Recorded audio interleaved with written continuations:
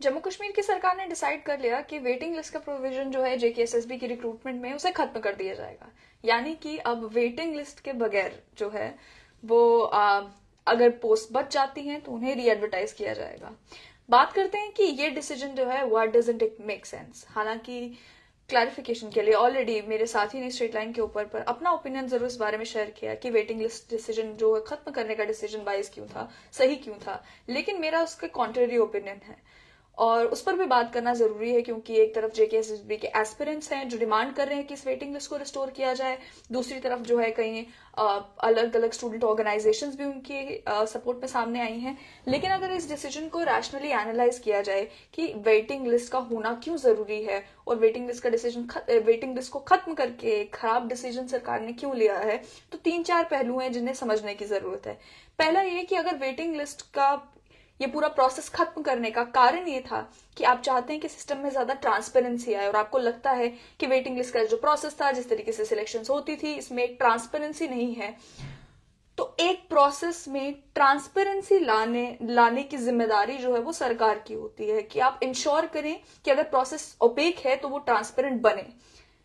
पूरे प्रोसेस को ही खत्म कर देना डज नॉट मेक सेंस। दूसरी बात ये कि वेटिंग लिस्ट का जो प्रोसेस था, इससे बहुत सारा टाइम और सरकार का भी रिसोर्स बचता था, क्योंकि आपको किसी भी पोस्ट के लिए अगर आपको रिक्रूटमेंट करनी होती है, रिक्रूटमेंट एक बड़ी एक्सरसाइज है।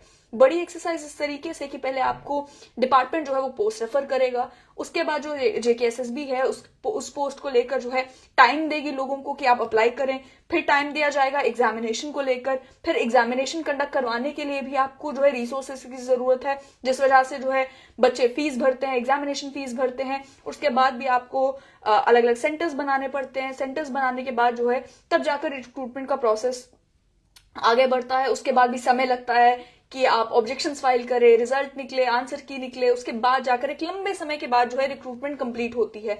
ऐसे में मान लीजिए किसी रिक्रूटमेंट में अगर 10 पोस्ट या 20 पोस्ट वेकेंट बच जाती हैं और instead of using the waiting list अगर दोबारा से उस प्रोसेस को शुरू करना पड़ता है, तो isn't it a wastage of time and energy. वो टाइम एंड एनर्जी सिर्फ एस्पिरेंट्स का ही नहीं बल्कि इंस्टीट्यूशंस का भी। यानी कि आप जेकेएसएसबी के कांधों पर और बोझ डाल रहे हैं कि अगर 20 पोस्ट भी वेकेंट बच जाती हैं बिकॉज पीपल ड्रॉप्ड आउट, तो अब वेटिंग लिस्ट का इस्तेमाल करने की जगह आपको पूरा प्रोसेस दोबारा से शुरू करना है। और उस पूरे प्रोसेस को दोबारा शुरू करने में सबसे बड़ी परेशानी ये है कि समय कितना लगता है जेकेएसएसबी को एक रिक्रूटमेंट को कंप्लीट करने में, कि अगर पहले तो डिपार्टमेंट जो है वैकेंसीज दोबारा रेफर करने में ही टाइम इतना लगाती है, उसके बाद जेकेएसएसबी की डिसीजन मेकिंग इतनी वीक है और डिसीजन मेकिंग में इतना समय लगता है कि वो रिक्रूटमेंट कंप्लीट होते होते कई महीने निकल जाते हैं। और उसमें दोबारा से आपको सिर्फ और सिर्फ टाइम का ही नहीं देखना है कि टाइम कितना ज्यादा लग जाएगा उन पोस्ट को फिल करने में, बल्कि आपकी एनर्जी और रिसोर्सेस कितने वेस्ट हो रहे हैं, आपका पैसा कितना एक्स्ट्रा लग रहा है उस रिक्रूटमेंट को दोबारा करवाने में, लोगों का पैसा कितना एक्स्ट्रा लग रहा है उस रिक्रूटमेंट को दोबारा करने में। ये चीज जो है वो काफी एब्सर्ड लगती है।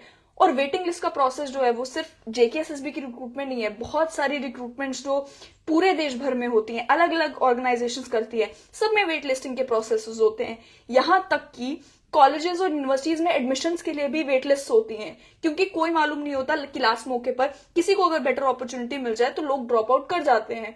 ऐसे में वेटिंग लिस्ट का होना ये इंश्योर करता है कि पहली बात तो ये जितनी भी पोस्ट वेकेंट हैं वो वेकेंट ज्यादा देर तक ना रहे, उन्हें जल्द से जल्द फिल किया जा सके। दूसरा ये कि ऐसा ना हो वेस्टेज ऑफ एफर्ट हो। वेस्टेज ऑफ एफर्ट क्या, कि आपको एक पोजीशन पे लोग आज चाहिए और आपको वो उसी पोजीशन पे लोग जो है वो 2 साल के बाद मिलेंगे, तो आपका कितना ज्यादा नुकसान प्रोडक्टिविटी का सिर्फ उस वजह से हो गया कि आपको दोबारा से रिक्रूटमेंट करनी है और जिस पोजीशन पर लोग आज चाहिए उस पोजीशन पर लोग आपको 2 साल के बाद मिलेंगे। तीसरी बात ये कि वेटिंग लिस्ट का प्रोसेस अगर आप कहते हैं ट्रांसपेरेंट नहीं है, तो उसे ट्रांसपेरेंट बनाने की जिम्मेदारी किसकी है।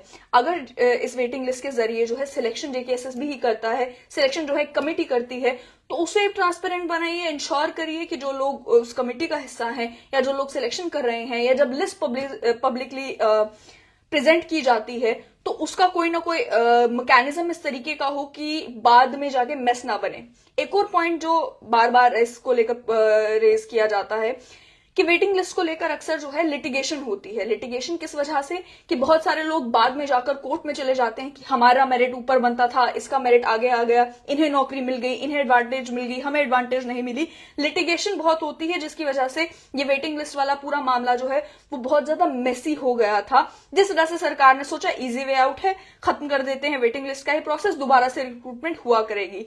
लेकिन ये भी सोल्यूशन क्या इसे सोल्यूशन माना जाए कि आप एक तरफ लिटिगेशन में जो आपका टाइम और एफर्ट और एनर्जी लग रहा था उसे तो बचा रहे हैं, लेकिन जो आपके डिपार्टमेंट की प्रोडक्टिविटी लेवल है, जो आपका यूथ अनएम्प्लॉयमेंट रेट है, तीसरा जो आपका एक्स्ट्रा टाइम और एफर्ट लगेगा उस रिक्रूटमेंट को दोबारा करने में, वो प्रॉब्लम्स आप नहीं क्रिएट कर रहे हैं।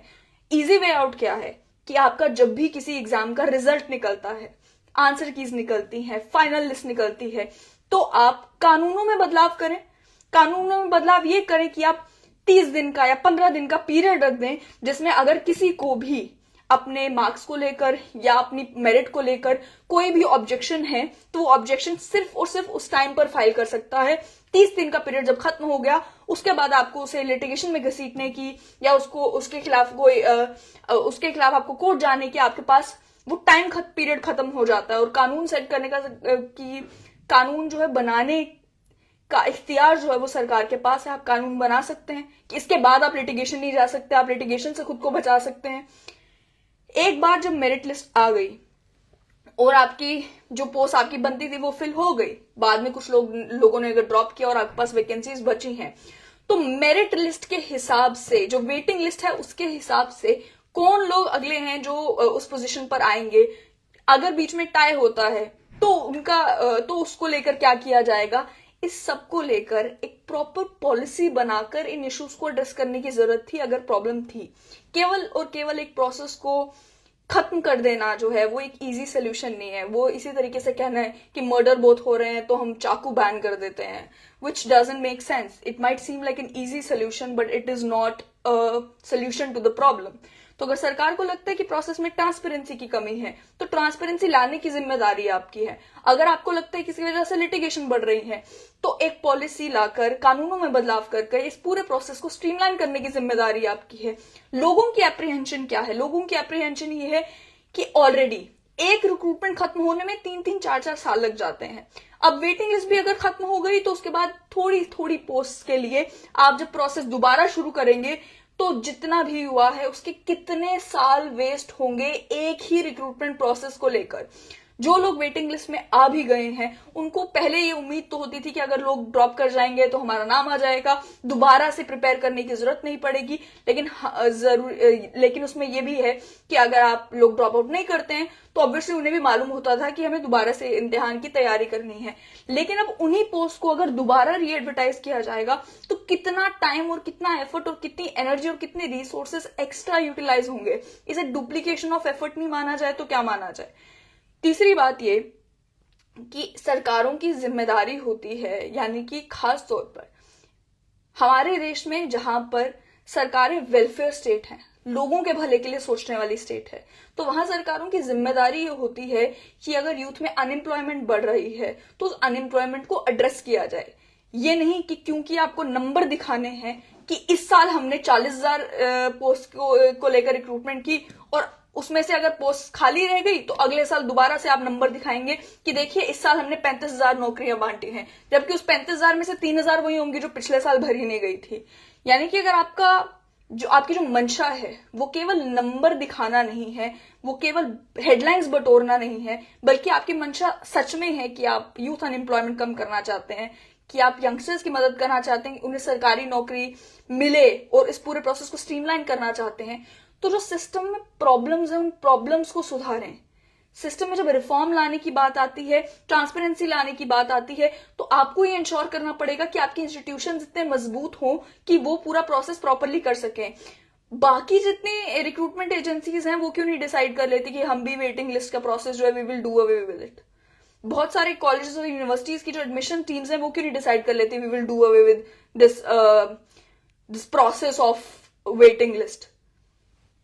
हर कोई वेटिंग लिस्ट पे डिपेंड करता है, mainly because they been able to make it more transparent, mainly because they been able to make it more reliable. तो वही चीज जहां जम्मू कश्मीर की सरकार को करने की जरूरत थी, ऐसा लगता है कि इजी वे आउट ढूंढा जाता है हर जगह। क्या कि कुछ नौकरियां हैं जो काफी सालों से लिटिगेशन में फंसी हुई हैं, चलो हम सारी की सारी जो है पोजीशंस ही विड्रॉ कर लेते हैं, दोबारा से रिक्रूटमेंट कर लेंगे। कहीं पर भी कोई प्रॉब्लम देखने को मिलती है, चलो इस एग्जामिनेशन को ही कैंसिल कर देंगे। स्कैम्स रोके नहीं जा रहे, रिक्रूटमेंट प्रॉपर तरीके से जल्दी की नहीं जा रही, वे आउट क्या ढूंढा जाता है, चलो इसे खत्म ही कर देते हैं, बंद ही कर देते हैं। तो इस तरीके की जब सरकार होगी तो लोगों की क्या उम्मीद होगी? लोग क्या उस ऐसी सरकार में सपना भी ले पाएंगे कि हमें को भी सरकारी नौकरी मिलेगी? क्या सोच भी पाएंगे कि जॉब्स के बारे में कि जॉब मिल पाएगी या नहीं मिल पाएगी? क्या कभी रिलाय भी कर पाएंगे ट्रस्ट कर पाएंगे दोबारा जेकेएसएसबी जैसे इंस्टीट्यूशन के ऊपर? तो सरकार का काम है इंस्टीट्यूशंस के अंदर ट्रस्ट बिल्ड करना, ये नहीं कि things are getting too complex with us तो हम ये प्रोसेस ही खत्म कर रहे हैं। ये चीज बहुत परेशानी वाली हमारे लिए बन रही है, तो वी आर एंडिंग दिस। कमाल है।